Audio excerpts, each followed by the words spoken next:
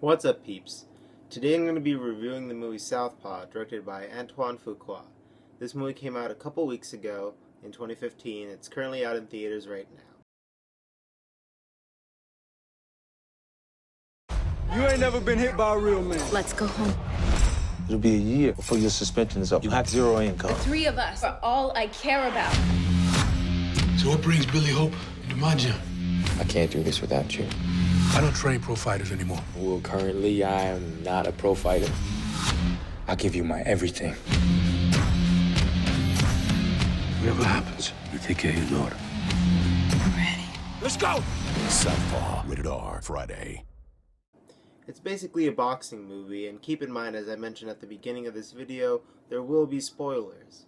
So essentially what this story is about is this boxer, Billy Hope, who is the heavyweight champion of the world, but after he loses his wife in an unfortunate series of events, he basically is down on his luck, loses custody of his daughter, and then he rebuilds himself with the help of a new coach played by Forrest Whitaker. And there's a lot of different cast and characters throughout this movie, but basically it has a relatively small major cast and a few other supporting roles going on. So essentially it does follow a lot of the cliches that a lot of boxing movies do. That is, you have this character who's doing really well, and then something happens, whether in the ring, outside the ring, or both.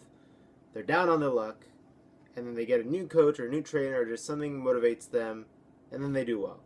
And that's essentially a very cliche aspect used in many, not just boxing movies, but sports movies in general.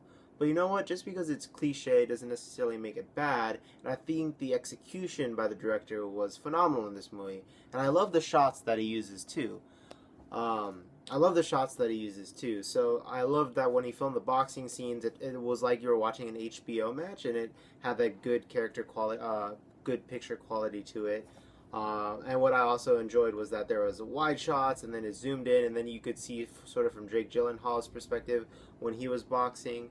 And then it'd pan out, and you could see the whole thing, and it was all steady, and it didn't mess around with trying to cut too quickly.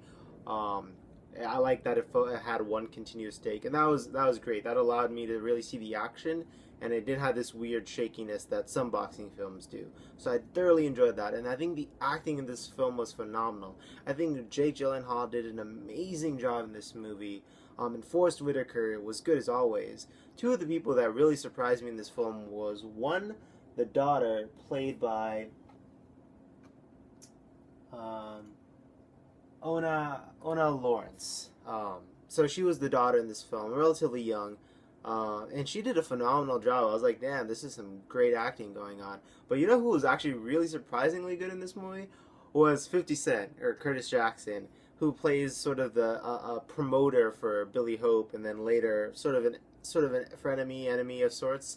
And he is 50 Cent does an amazing job. And I know he's been in movies before, but he just did a phenomenal job in this movie. Even though he wasn't in a lot of the movie, I think he really got the sleaziness of the character down, and it just felt like a brilliant performance by him.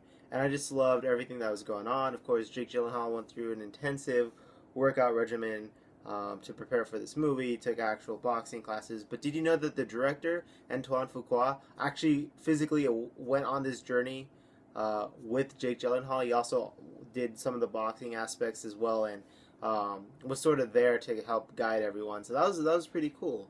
This was a movie that I thought was decent, and I thought it was okay after I finished, and then I sort of looked back on it, watched a few scenes again, and it sort of grew on me. I liked it a little bit more. I still don't think it's a tremendously great movie. I don't think it's perfect, and just because even though the cliches are executed well, it's not executed. Even though the cliches are executed well, it's still a cliche, and there wasn't a lot of originality going on, but it was still an enjoyable film to watch. So I think I'm going to give this film somewhere between a 3.5 and a 4-star rating. I think that it was a decent film. You should definitely check it out, but don't be expecting to see some amazing story that has never been done before. It's an interesting story, but it follows the cliches of these sort of these typical boxing movies. Nonetheless, I liked it. Thought it was very well done. I love the soundtrack. I love all the rap songs and everything in this movie. They're just phenomenal. I especially like the song Beast. And then of course Eminem had a few songs. He did a lot of work with this movie. The soundtrack was really good. So if you're a rap fan, I think you would enjoy this movie just for the soundtrack itself. But other than that, a lot of great things going on in this movie. The trailer of this movie gives away the basic plot, so they did a horrible job in that aspect. And that's why I did mention that there will be spoilers, although I sort of figured that the wife would die just through the trailers, which they kind of give it away, so I don't know what they were doing there. Or maybe that was just intentional and they wanted the people to see the movie themselves. Regardless, I recommend this movie. I give it a 3.5, 4 stars. If you can't see it in theaters, it's fine. It's not that great that you have to. I watched it on my laptop. But thanks for everyone for listening. If there's something you want me to review in the future, just let me know. Have a great day.